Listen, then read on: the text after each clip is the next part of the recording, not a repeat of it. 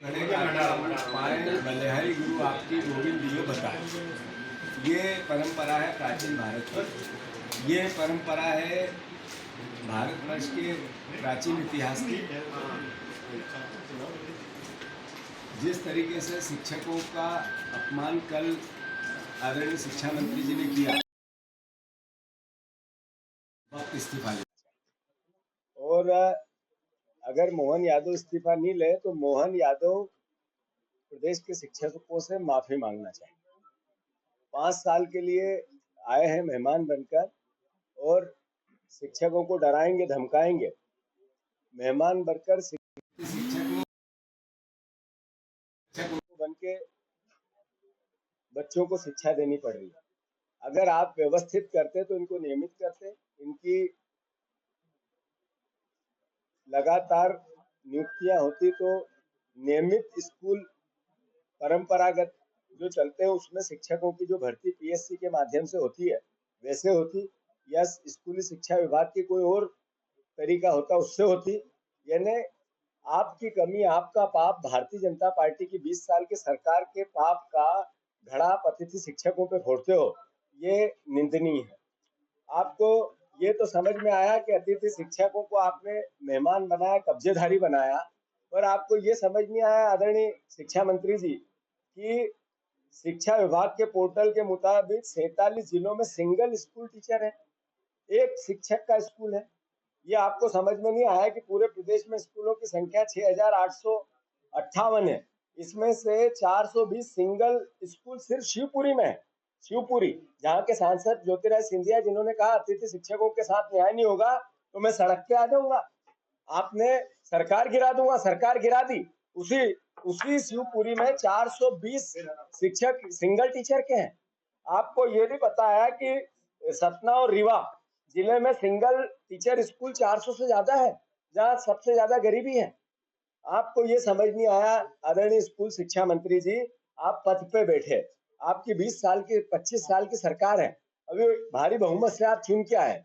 आपने हैरानी की बात तो ये कि 46 जिलों में 1275 स्कूल ऐसे हैं जहाँ एक भी शिक्षक नहीं है, सिंगल एक शिक्षक नहीं है, और आप अपमान करते हो शिक्षकों का। ये क्या तरीका है कि पिछली बार की तुलना में स्कूल का बजट आपने 28,000 से 32,000 करोड़ कर दिया, 28,000 से 32,000 करोड़, और पिछले 10 साल में स्कूली शिक्षा के बच्चे 50 लाख कम हो गए। कैसा मैनेजमेंट है, कैसा प्रोत्साहन है, कैसा स्कूल चलो अभियान है, क्या तरीका है ये कि मध्य प्रदेश में 92,695 स्कूलों में से 18,000 से ज्यादा क्षतिग्रस्त स्कूल है। 92,000 स्कूल में से 18,000 स्कूल, यानी 40%, 33% स्कूल कब भी गिर जाएंगे। अभी स्कूल गिरा था नरसिंहपुर में, सतना में, सागर में, जब बच्चों की जान चली गई वो समझ में नहीं आया इनको माफी नहीं मांगते आई। किस तरीके का शिक्षा एक भविष्य का आईना दिखाता है किसी भी प्रदेश और देश को। जो शिक्षक होता है ये नींव डालता है भविष्य की, बच्चों को संस्कारित बनाता है, शिक्षित बनाता है, जिससे किसी भी राष्ट्र का निर्माण होता है। वहां पर एक मंत्री इस तरह के वक्तव्य शिक्षकों के लिए दे रहा है। मैं मानता हूं करीब 2,000 स्कूल में बच्चे बैठने के लिए क्लासरूम नहीं है। ये किस तरीके की शिक्षा व्यवस्था आपकी, केवल करप्शन की, भ्रष्टाचार की, अपमान की। एमपी में करीब 25,000 शिक्षकों के पद खाली पड़े हैं, नियमित करने के लिए शिक्षक आंदोलन कर रहे हैं, और ये सरकार उनको उल्टा अपमानित कर रही है।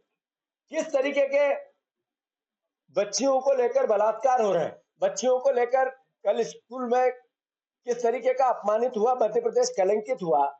जो आज मुख्यमंत्री ने वक्तव्य दिया, कैसी 8% स्कूलों में बच्चियों के लिए टॉयलेट नहीं है, जहां मुख्यमंत्री प्रधानमंत्री टॉयलेट का अभियान चला रहे थे।